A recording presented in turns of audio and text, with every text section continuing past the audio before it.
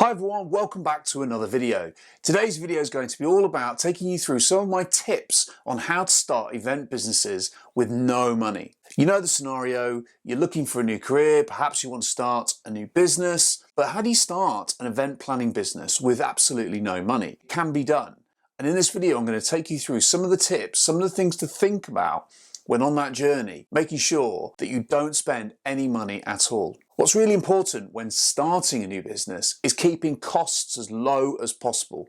So here's my top tips for doing that when starting an event planning business. Hi, I'm Mark Norman. I've worked in the events industry for nearly 25 years. I've got a whole range of videos on YouTube on guiding people through event planning, event management, and today's video is all about the process of starting a business when you don't have any money whatsoever. My first tip is to write a business plan. Now that might seem obvious, and in fact I've got another video which I'll link to here on how to write an event planning business plan. So I'm not going to cover it in too much detail here, other than to say this generally will cost you nothing because it's just your own time put into a business plan. But it's really important to focus on what are you actually going to do? So which sector of the events industry are you planning to work in?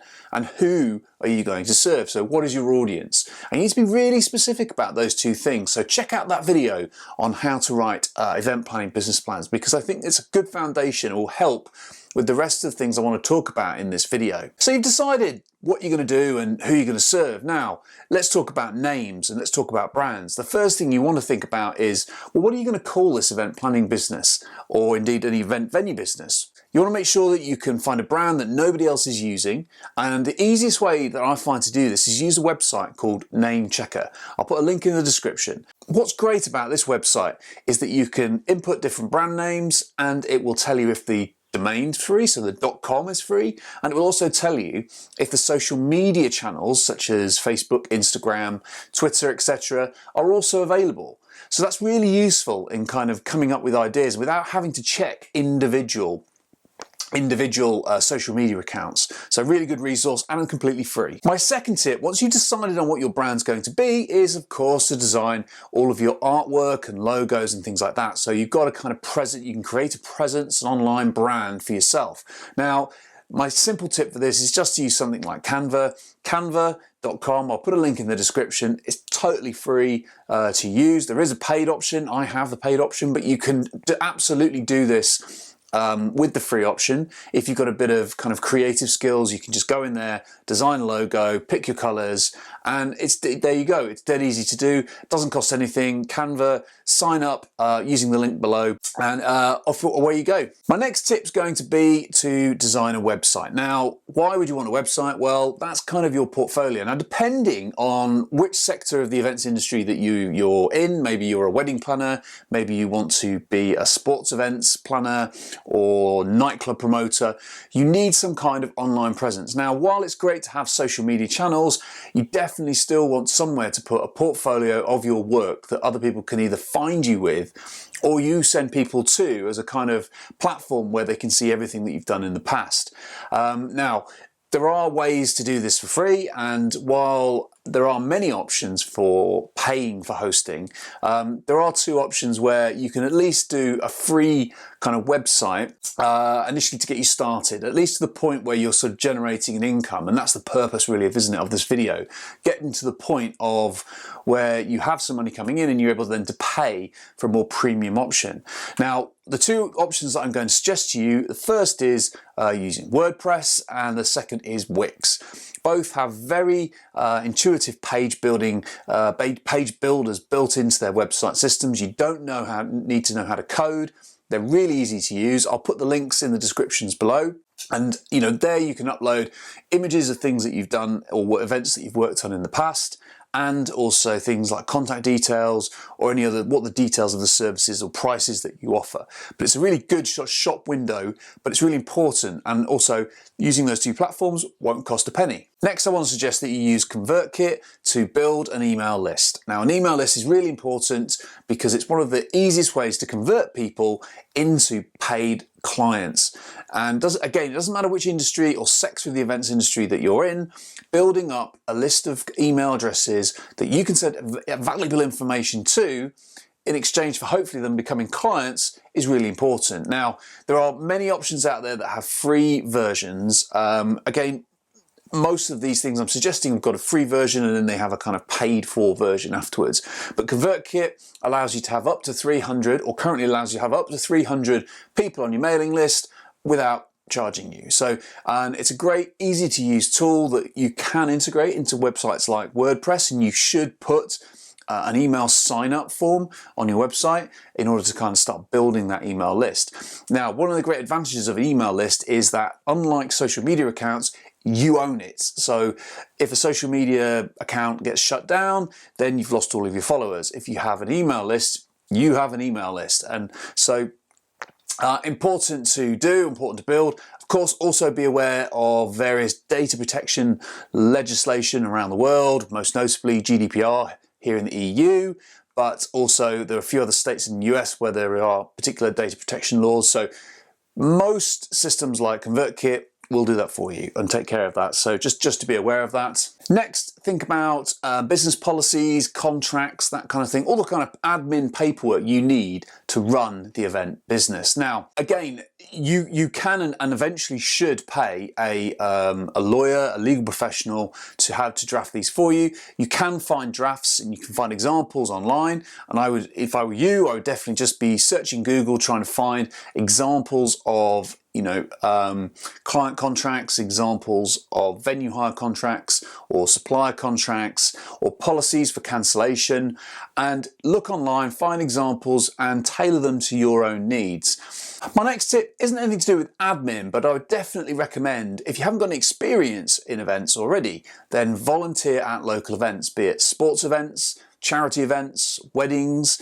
Just find anything you can to get more experience, and that will be great to help building that portfolio website that I mentioned earlier. So definitely try and get volunteering at local events in order to build your portfolio, your experience, and indeed your network to try and find, because that really helps also finding other clients, because most of what happens in the events industry, you're either found by your website or you're found by referral from other people who've used you.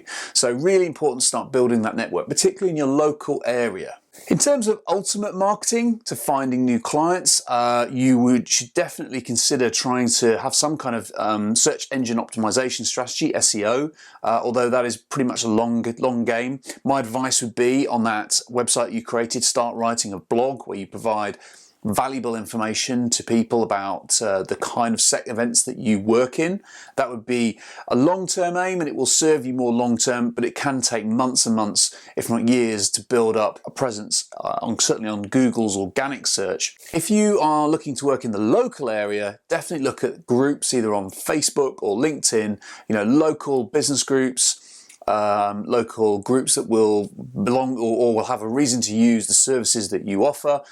Go on there, try not to be too salesy, but definitely kind of put your name out there and say, look, if anyone's needing my services, or be part of the conversation, okay? Go into these groups with a view to try and help people, and people will recognize that. And so then they may turn into pay clients for you later on. One thing that I would like to say in regards to social media, while we do sometimes get driven by the number of followers we have, and we're driven to kind of keep upping them at this level, I would urge a bit of caution here and say, look, it's probably better that you have 10 really highly focused and engaged followers than 100 people who are just sort of barely following you and don't really kind of have any intent on buying your services. So it's not all about total numbers, it's about having really engaged people, and that's where providing value in these groups, writing blog articles, having a presence, providing value to your audience is really valuable. So social media is great, and yes, you should absolutely have a presence on them, but just remember that you should be providing value in everything that you post on them. My next tip is to think about how you're going to manage your clients once you've actually got them signed up. And to do this, using free software like Notion. I use Notion to plan all of my videos and run a lot of parts of my business. Notion's a free piece of software that's really customizable, and you can set that up. And again, I will do a video on this at some point, and if by the time you're watching this and I've done that video, I'll put a link to it here, in the way that you can manage clients what they want, manage outputs, contacts, communications, documentation, all of these kind of things. Notion's really good for this, and it's got a free version that you can use. So my recommendation for this is Notion. Apps that I think any business owner really could use in the first early parts of setting up a business. They don't cost anything. There are free versions of things like word processing and spreadsheets. So Google has free versions of these, Google Docs, Google Sheets.